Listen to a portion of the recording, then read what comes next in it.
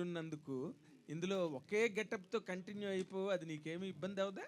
Getup ఒకటే sir, కానీ emotions, ఈ కామెడీ, ఆ సిచ్యువేషన్స్, ఆ క్యారెక్టర్స్ ఇవన్నీ కొత్తగా ఉంటాయి సార్.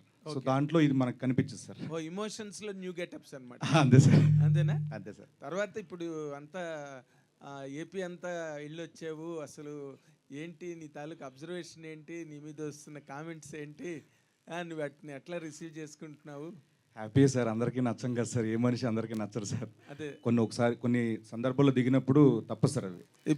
సో డెఫినెట్గా నాకు అభిమానం ఉంది కాబట్టి, అభిమానం చాటుకునే అవకాశం వచ్చింది కాబట్టి వెళ్ళాను, వచ్చాను సార్. ఎలా ఉంది పవన్ కళ్యాణ్ గారు వేవ్ ఎలా ఉంది?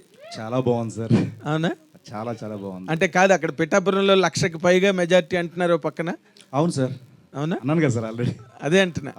అంటే నార్మల్గా మీరు ఫీల్డ్ లెవెల్లో తిరిగి వచ్చారు కాబట్టి మీ మాట బాగా క్యారీ అవుతుంది ఇప్పుడు యాస్టీస్గా. నువ్వు అది కొంచెం స్పష్టంగా చెప్పాలి.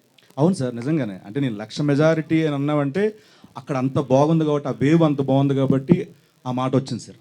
ఓకే. తర్వాత ఇప్పుడు పవన్ కళ్యాణ్ గారికి ఒక్కరికి, జనసేన ఒక్కదానికే నువ్వు సపోర్ట్గా వెళ్ళావా, లేకపోతే మొత్తం కూటమిని సపోర్ట్ చేసేవా? ఎట్లా? నేను అనకాపల్లి వెళ్ళాను సార్, తర్వాత కాకినాడ రూరల్ తిరిగాను సార్, తర్వాత పిఠాపురం తిరిగాను సార్. మళ్ళీ ఓకే.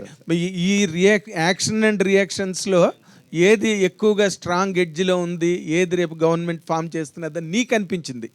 నేను కేవలం ప్రజెంట్ ప్రచారం చేయడం కోసం లేదు సార్, నేను సర్వేలు చేయలేదు సార్. సర్వే చేయలేదు. బట్ మీ ఆనికి మీరు చాలా తెలివైన వాళ్ళు కదా, మీరు వెళ్ళిన తర్వాత ఊరికి అంత ఈజీగా వచ్చేస్తారు వెనక్కి? లేదు సార్, లేదు సార్, నిజంగానే నేను ప్రచారం చేశాను హ్యాపీగా. అక్కడికి వచ్చిన అభిమానులు కానీ, ఆ గ్రామస్తులు కానీ, పిఠాపురం ప్రజలు కానీ, ఏ కాన్ఫరెన్స్కి వెళ్తే అక్కడ వాళ్ళందరూ వచ్చి ఆ ప్రేమను చూపించినప్పుడు నిజంగానే ఆ వైబ్ వస్తుంది సార్. ఇక్కడ భారీ మెజారిటీ రాబోతుంది, ఇక్కడ గెలుస్తారు పక్కగానే, అది చూశాను sir. Very nice, very nice. Thank you sir. Sir సీన్ గారు, సార్ జనసేన కోసం వెళ్ళారు, బాగుంది. కానీ మీకు మీరే వెళ్ళారా, లేదంటే నాగబాబు గారు ఆహ్వానించారా, పార్టీ వాళ్ళు ఎవరైనా? నేనే కాదు సార్, ఇప్పుడు వరకు వెళ్ళిన వాళ్ళు అందరూ మేము ఫోన్ చేసి మరీ సెల్ఫ్గా మేమే అడిగితే వాళ్ళు ఒక డేట్ చెప్తాం అప్పుడు రండి అని చెప్పి అలా వెళ్ళాను సార్.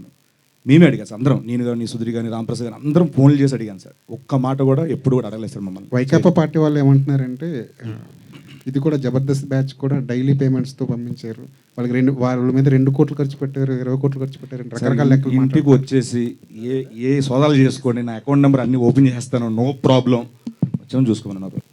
అంటే నమస్తే సార్. నమస్తే సార్. ఏం లేదు, రాజు యాదవ్ మంచి సక్సెస్ కొట్టాలి, ఆల్ ది బెస్ట్. కాదు, మీరు మళ్ళీ రాజు యాదవ్ అడగకుండా పొలిటికల్ అడుగుతున్నారని మీరు అనుకోవద్దు.